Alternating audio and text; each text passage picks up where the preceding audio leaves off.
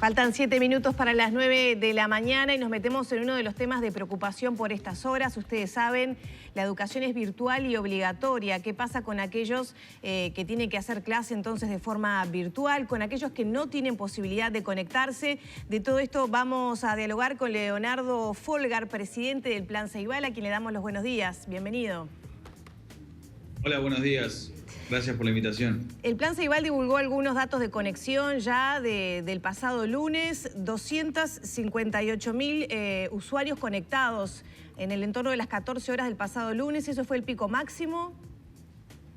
No, superamos ampliamente. 395.000 fue ese mismo día a la noche y prácticamente un calco del lunes fue el día de ayer.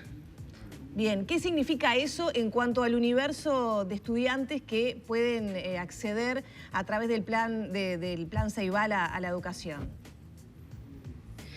Bueno, nosotros lo que podemos ver es el acceso, o sea, cuando se decidió privilegiar como vehículo del vínculo entre docentes y estudiantes en un contexto de centros educativos cerrados a la virtualidad, la plataforma CREA fue el vehículo más elegido y desde ese entonces el crecimiento en esa plataforma ha sido muy grande.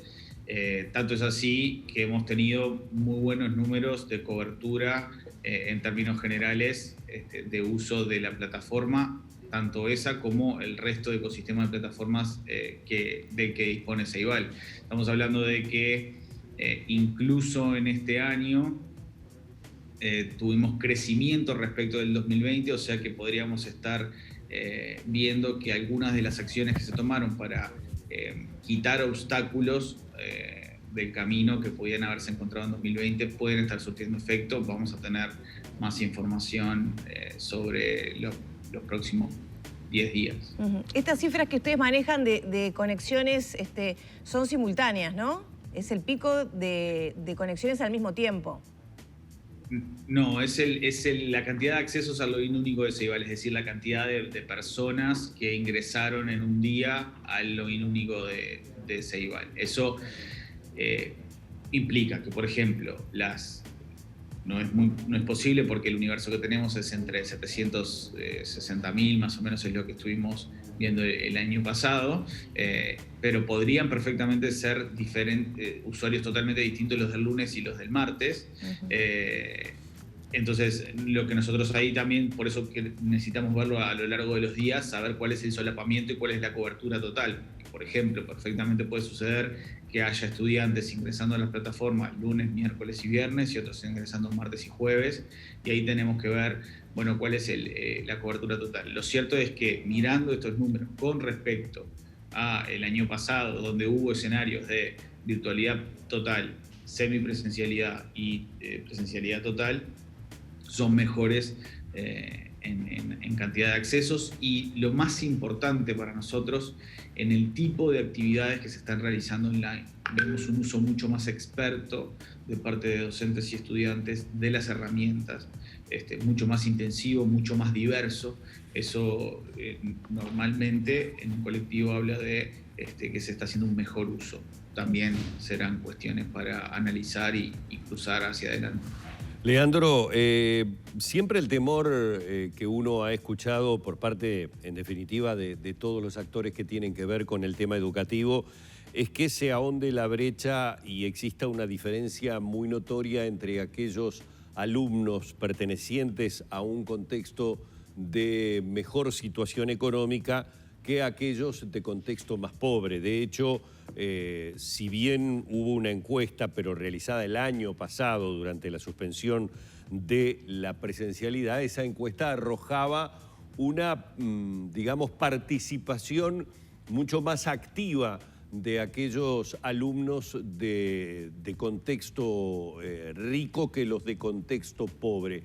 ¿Esto podía tener que ver con alguna de las cosas que se corrigieron o tiene que ver con cuestiones más de fondo que igualmente pueden llegar a reiterarse en esta nueva etapa? Sin duda tenemos hay cuestiones estructurales y hay un aprendizaje y una constatación final que creo que ya venía desde hace varios años, pero que simplemente con tecnología o que simplemente con entregar algunos recursos, eso no quiere decir que los estudiantes de diferentes contextos se beneficien de esa disponibilización de la misma manera. Eso es una constatación que también hemos visto durante 2020. La brecha digital en particular no es una, sino que son muchas. Son brechas digitales, está la brecha de acceso, después está la brecha de la calidad de acceso y después la calidad de uso, ¿no? Entonces, en realidad hay varios aspectos que hacen que la posibilidad en cómo se beneficia un estudiante de las herramientas disponibles sea muy distinto. Un gran factor mitigante en ese caso, y por eso es la política fundamental, es la no interrupción del vínculo con actores tan importantes como los docentes, que son en definitiva quienes logran acompasar las situaciones de la mejor manera. Claramente esto sucede mucho mejor en un contexto que no sea de emergencia sanitaria, pero lo cierto es que sí, parte de lo que se está viendo son cuestiones, y lo vemos mundialmente, son brechas que estaban ahí y que se manifiestan en tiempo real porque las tecnologías digitales lo permiten, pero bueno, a su vez creo que hay una gran oportunidad de, visibilizándolas en este costado también, poder seguir retirando obstáculos desde cada uno de los sectores que podamos hacerlo. De nuevo, creo que tener mejores números que en 2020 es un inicio de señal. Seguiremos estando muy atentos, pasando la información y disponibilizándola cuanto antes también a nuestra contraparte fundamental, que es la ANEP, y a partir de allí sí seguir trabajando y luchando porque esas brechas, esas desigualdades que se dan en todos los sistemas educativos, podamos acortarlas y podamos generar mayor personalización también. ¿Cómo son las estimaciones? 5% de los estudiantes de escuelas públicas no tienen conectividad y es un 8% en educación media y UTU. Ese 5% y ese 8%, ¿qué son? Que no tienen acceso a internet en sus casas, que no llegaron a tener los dispositivos o que están rotos. ¿Cómo se componen esos porcentajes de niños, estudiantes que no se están pudiendo conectar? Ese número es un número del cierre de 2020 que nosotros disponibilizamos y tiene que ver con el porcentaje que nosotros identificamos de estudiantes que no tuvieron acceso a las plataformas de Ceibal. Eso no quiere decir que no se hayan conectado por otros medios, que no tengan conexión a internet o que tengan dispositivos rotos únicamente. También puede significar eso, puede significar que no hayan tenido internet y por eso no se hayan conectado, puede significar que no tengan dispositivo y por eso no se hayan conectado y demás. Entonces, lo importante es ese porcentaje, es el que nosotros podemos ver, el que está más disponible en tiempo real, que es la conexión y actividad dentro del ecosistema de plataformas de Ceibal. También nos consta que la ANEP ha elaborado otras estrategias frente a esos datos y a esa información. Entonces, esa es un poco la mayor claridad de esa información en particular. ¿Cómo estamos en cuanto a coberturas de dispositivos? Porque las clases presenciales se suspendieron a pocos días del inicio. Al Plan Ceibal le lleva unos días, ¿no? Repartir, reparar las que estaban, modificar. Bueno, ¿cómo estamos en ese sentido? Bueno, el fenómeno de entregas de Ceibal ha ido cambiando, obviamente por razones de fuerza mayor. Durante 2020 fue muy exponencial una vez que se constató que teníamos que mantenernos en los hogares y que pudimos encontrar y desarrollar un mecanismo para entregar dispositivos con centros educativos cerrados. Este año disponemos de otras posibilidades y eso ha hecho que la disponibilización de los dispositivos para aquellos estudiantes que reciben por primera vez se haya podido hacer mucho más rápido y también porque nos habíamos preparado durante enero y febrero para eso. Así que para aquellos estudiantes que reciben dispositivos por primera vez estamos muy avanzados y eso era uno de los objetivos.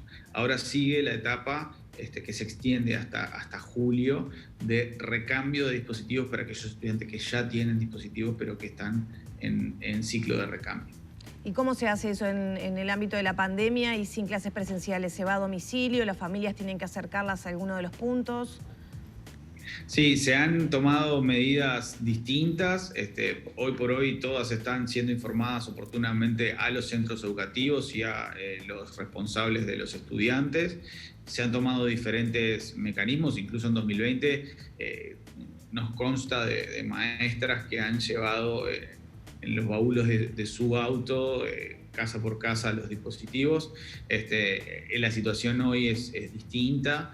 Y permite otras posibilidades. Está funcionando con muy buen nivel de flujo. Ya estamos prácticamente cubiertos en los 40.000 que tienen que entregarse en primero, y ya hubo recambios para tercero de escuela e incluso ya algunas entregas en algunos primeros del ciclo básico.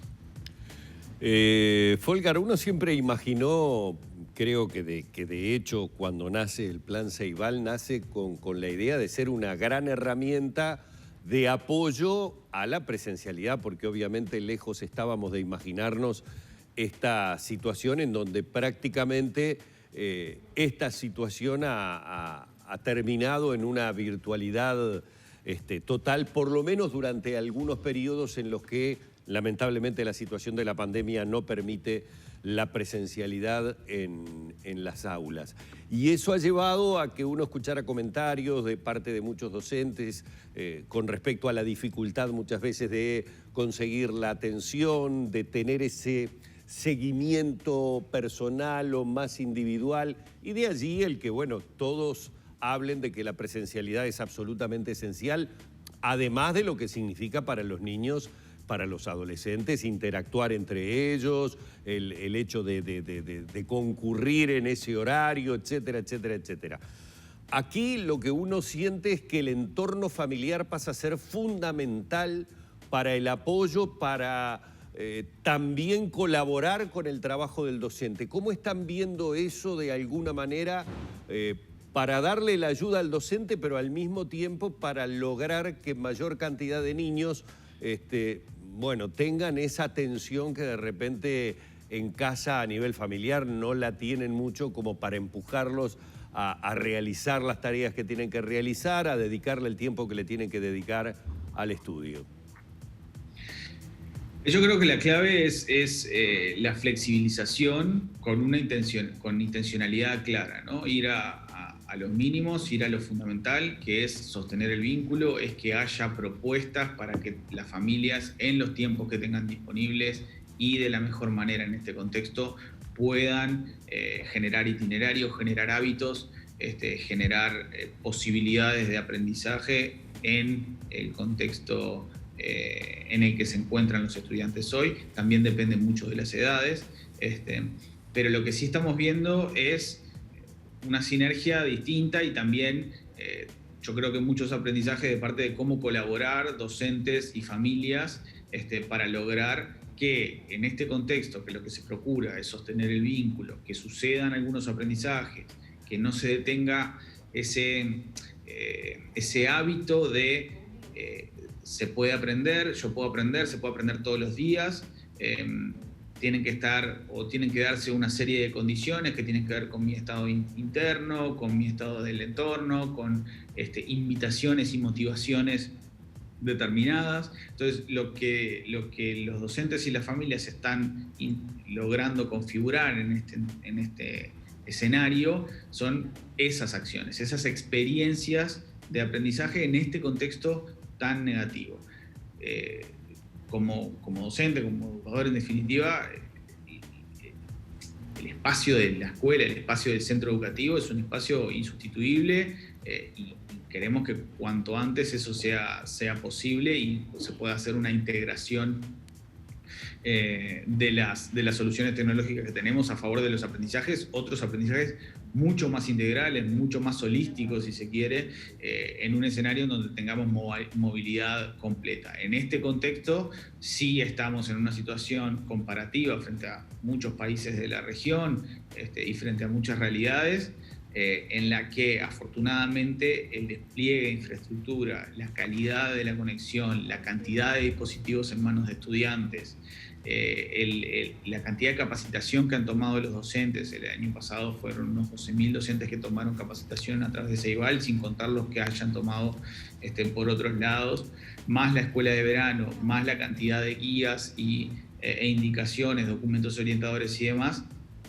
nos posicionan en un lugar bastante potente para mitigar los efectos de este contexto adverso. De todos modos, creo que lo mejor estará de cara al futuro en cuanto a que este crecimiento exponencial, esta sinergia entre la ANEP y Ceibal, puede lograr un sistema educativo con un Ceibal integrado, con una agencia de innovación en tecnologías al servicio de las políticas públicas, que tiene un servicio amplio, multiplataforma, omnicanal, y que cada vez más docentes saben cómo aprovecharlo. Claro, Leandro, ya tenemos que ir cerrando, pero quisiera hacerte la siguiente pregunta, a propósito justamente de las proyecciones, ¿no?, que venías mencionando. Probablemente hoy se está especulando que haya, bueno, como una comunicación del gobierno de que la educación va a continuar de forma virtual por tiempo indeterminado, no sabemos cuánto tiempo. ¿Está preparado el plan Ceibal y el sistema de conectividad? Ahí tú me explicarás mejor, para que más personas estén conectadas más tiempo y quizá muchas personas de forma simultánea alcanzan los servidores o se requiere hacer ajustes en ese sentido. Sí, frente a los picos más altos de estrés, como se le dice a la red, que fueron el 24 de marzo, o sea, un día después de la declaración de cierre de centros educativos, y el lunes posterior a la Semana Santa, hoy incluso, los sistemas vienen respondiendo bien, la performance es alta. Nosotros creo que Ceibal ya 2020 dio muestras de que sí, de que puede soportar la demanda. La configuración después de la conectividad, para nosotros lo que garantizamos es la conectividad en los centros educativos. Una vez que los estudiantes están en sus hogares, ya hemos visto que se vuelve más complejo. Creo que hay buenas noticias de parte de Antel con respecto a bonificar y disponibilizar más conectividad a Internet para que esto sea más sencillo, y de nuestro lado hemos removido la mayor cantidad de obstáculos posible con la posibilidad de acceder a los contenidos offline a través de la app de celular de la plataforma CREA, y a su vez de poder liberar el tráfico de datos para conference, para que sucedan videoconferencias integrado a la plataforma CREA. Creo que por ese lado hay ventajas significativas en comparación también con 2020. Esperemos sí que más estudiantes puedan continuar, y a su vez el tener identificado permite a la ANEP hacer un acompañamiento mucho más intencional. Muchísimas gracias por estos minutos con Arriba Gente. Gracias a ustedes. Cerramos por aquí entonces la entrevista con el presidente del Plan Ceibal, Leandro Folgar.